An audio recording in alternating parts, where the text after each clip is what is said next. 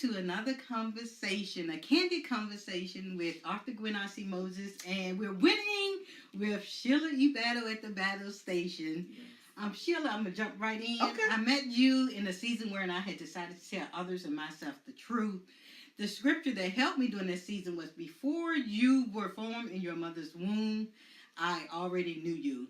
And I took on an understanding that the path I was on had been already. Mm-hmm.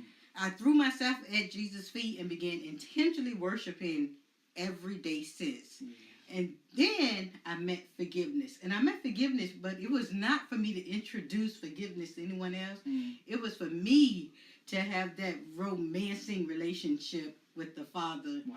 Where I can extend grace to others. Yeah. And I spent many days just soaking and laying before the Lord, scrubbing, literally, in the tub and on the floor.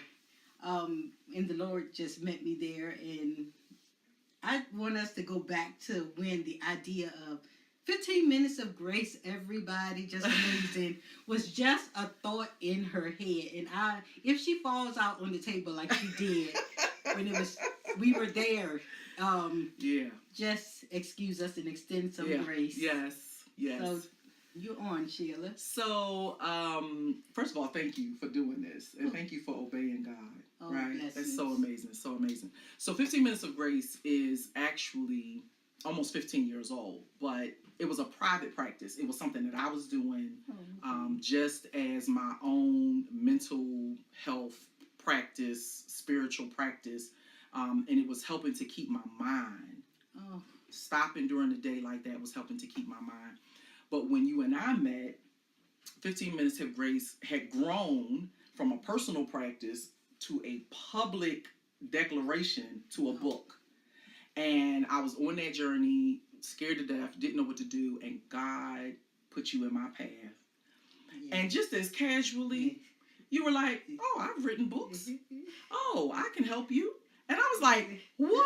And it's so funny because you pray and pray and pray and you ask God for something, and then it shows up and you're shocked. Mm-hmm.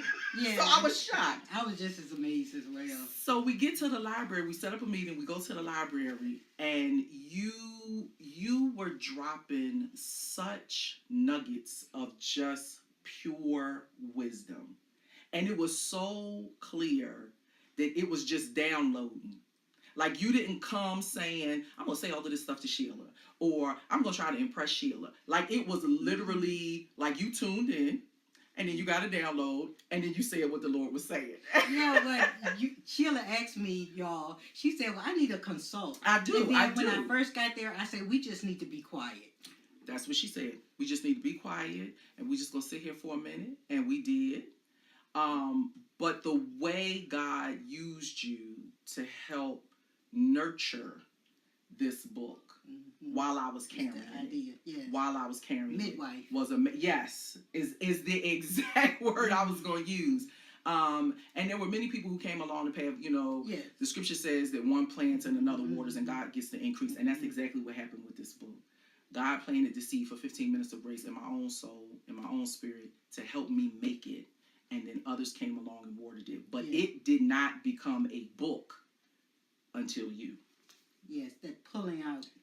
And it was rough. The umbilical cord experience. Yes. And the cutting away. Because that was the other gift you gave me, was to cut away and trim away what wasn't really necessary. Yes. And you challenged me by asking, but is God really saying that? Is God really saying that? Yeah, and I said, well, what do you want us to know? Right. And so all of that was part of this incredible journey that got us to publication. But what it also did was it let me know that there were others walking along a healing journey too. Oh, and I was dead into it. Yes. And so the connection was real. The connection was real. And it still is, because you're my sister. I'm keeping you. Yes. The book is done, but I'm keeping her. I'm keeping her.